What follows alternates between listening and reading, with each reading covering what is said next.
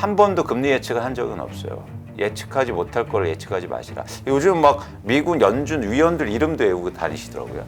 근데 그럴 필요가 있습니까? 내 집 사는데?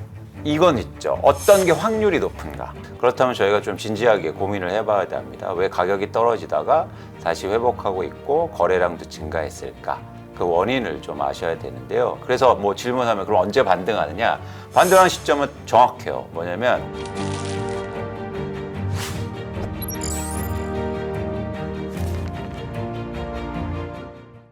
안녕하세요. 주식 초등학교 구독자 여러분, 오래간만에 또 뵙습니다. 광순의 복덕방 이광수입니다.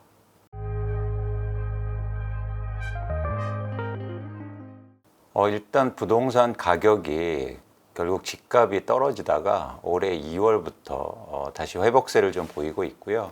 그래서 지금 이제 8월, 9월인데 상승세가 조금 둔화되긴 모습이긴 하지만 뭐 일단 지표로만 보면 오르고 있는 상황입니다.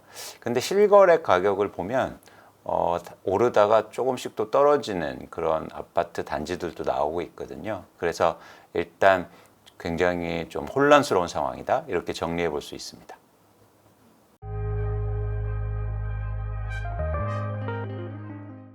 저희가 집값이 결국 중요하죠. 전망을 해야 되는데요. 현상하고 전망은 다른 얘기입니다. 뭐 예를 들어서 이런 거죠. 집값이 지금 오른다고 그래서 계속 오른다고 얘기하면 안 되죠. 반대로 집값이 떨어진다고 그래서 향후 계속 떨어질 거다라고 얘기하면 안 됩니다.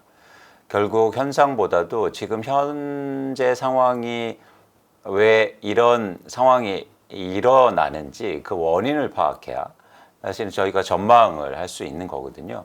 그렇다면 저희가 좀 진지하게 고민을 해봐야 됩니다. 왜 가격이 떨어지다가 다시 회복하고 있고 거래량도 증가했을까?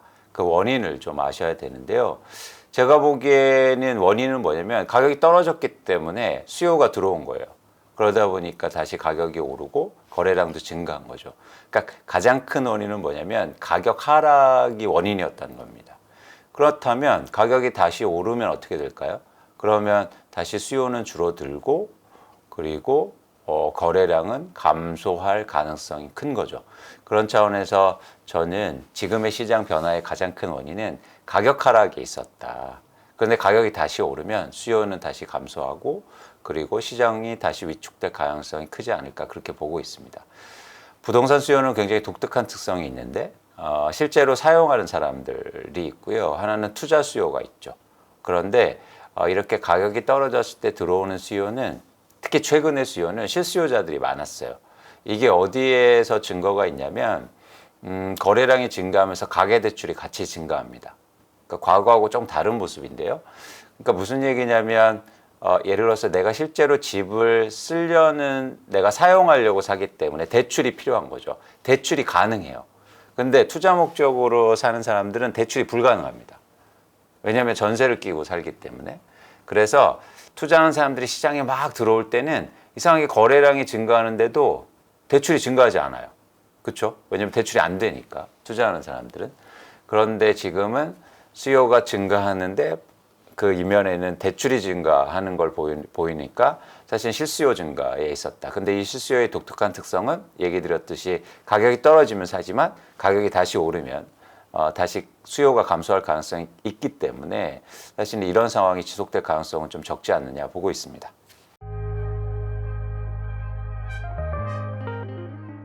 그렇죠. 정도의 차이는 있지만 최근에 근데 집값 하락을 폭을 보면 서울과 수도권이 가장 컸거든요. 그렇기 때문에 회복도 되게 빠른 거죠. 반대로 지방은 계속 떨어지고 있었지만 그 폭이 그렇게 크진 않았어요. 그러다 보니까 회복도 더딘 거죠. 그래서 그런 차이가 좀 있었습니다. 그러니까 예를 들어서 서울이 막 이렇게 집값이 왜 이렇게 많이 오르지? 다시 말씀드리지만 이유가 뭐였냐면 집값이 서울이 가장 많이 떨어졌기 때문이에요. 그렇기 때문에 수요도 그에 상응해서 사실 증가한 겁니다.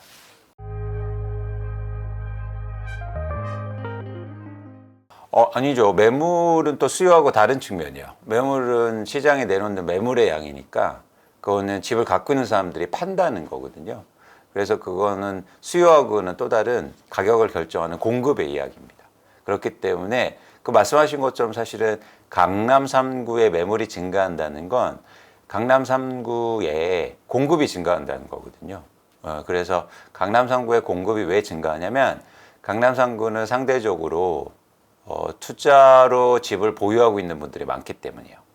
그러다 보니까 사실 이렇게 가격이 오르면 또 팔고 이런 어떤 매물의 양 증감률이 좀 큰 거죠. 그런 차원에서 이 매물과 수요는 좀 다르게 보실 필요가 있습니다. 그러니까 수요와 공급이라고 보시면 됩니다.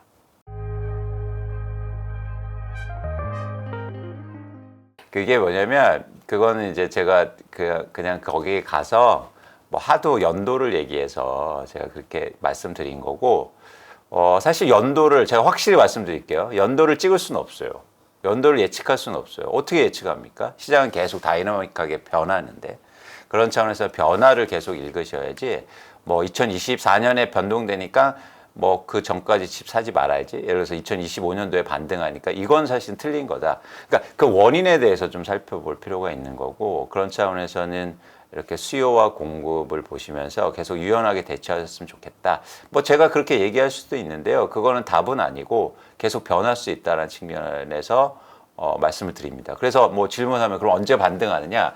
반등하는 시점은 정확해요. 뭐냐면 집값이 떨어지는데 거래량이 증가할 때입니다. 그때 이후로 집값은 바닥을 찍고 오를 거예요. 근데 지금처럼 가격도 오르면서 거래량이 증가할 때는 진짜 바닥이 아닐 가능성이 높거든요. 그래서 언제냐? 집값이 떨어지는데 거래량이 추세적으로 증가할 때, 그럴 때가 반드시 온다라고 보고 있습니다.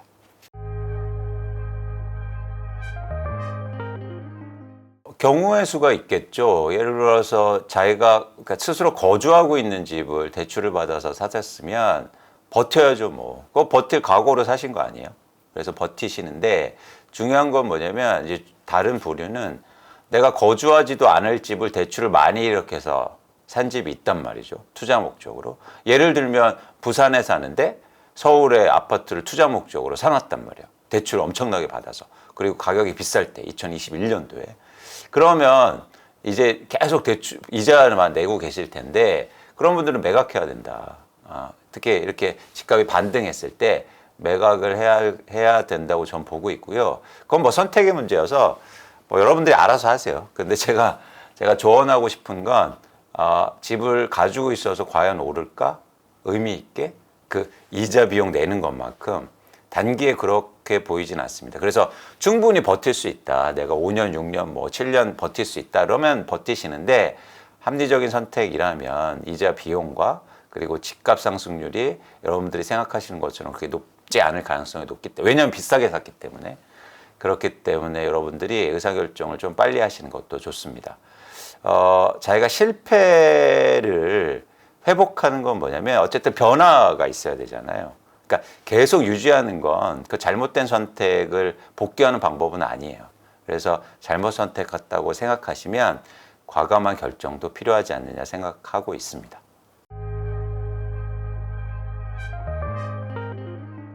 금리 전망은 할 수 없어요. 그건 중앙은행 총재도 모르는데 제가 할 수 없죠. 그러니까 여러분들이 주의하셔야 될 게 뭐냐면 예를 들어서 이런 거죠. 뭐 금리가 이제 높으니까 내릴 것 같아. 그래서 내가 집을 사야겠다. 이런 의사결정을 하지 마시라고요. 왜냐하면 그게 금리가 예측이 가능합니까? 그러니까 예측할 수 있는 걸 예측하고 예측할 수 없는 것들을 통해서 결정하지 마셔야 된다. 그러니까 예를 들어서 지금 금리가 높다고 해서 금리가 내려갈 걸 예측해서 지금 막 집을 또 무리하게 샀다. 근데 만약에 금리가 최근에 보면 미국의 그 기준금리 올라가고 그 주식 가격이 막 빠지잖아요. 기준금리 올라간다고 하니까. 그러니까 예측 불확실성이 사실은 되게 크다. 그런 차원에서 여러분들이 금리를 먼저 예측하지 않고 전 그래서 한 번도 금리 예측을 한 적은 없어요. 예를 들어서 제가 금리가 올라갈 거니까 집을 팔아라. 뭐 금리가 내려갈 건 집을 사라. 뭐 이런 말씀을 드린 적이 없습니다. 그래서 저희가 예측할 수 없는 부분에 대해서 예측하지 마시라. 대신 이건 있죠. 어떤 게 확률이 높은가. 예를 들어서 지금 금리가 수준이 뭐 한국의 기준금리가 3% 이상이고 이런 상황 속에서 금리가 빠르게 내려갈 수 있을까? 아니면 여기서 금리가 엄청나게 더 오를 수 있을까? 이 확률은 좀 낮잖아요. 그렇죠? 그래서 물가가 이렇게 높고 가계대출이 부담스러운 상황 속에서 금리를 막 내리기에도 힘들 거고 그리고 중앙은행이 막 금리를 또 올리기에도 힘들 거란 말이죠. 그러면 이거는 배제하시라는 거죠. 이런 것들은 할 수 있죠. 그래서 확률적으로 어떤 게 더 확률이 높은가, 특히 매크로 거시경제를 예측할 때는 그게 부동산이든 뭐 주식이든 매크로한 이슈에 대해서 너무 예측하지 못할 거를 예측하지 마시라. 요즘 막 미국 연준 위원들 이름도 외우고 다니시더라고요. 근데 그럴 필요가 있습니까? 내 집 사는데? 네, 여러분들이 내가 알 수 있는 거 그리고 뭐가 중요한지를 아셨으면 좋겠다라는 말씀을 드립니다.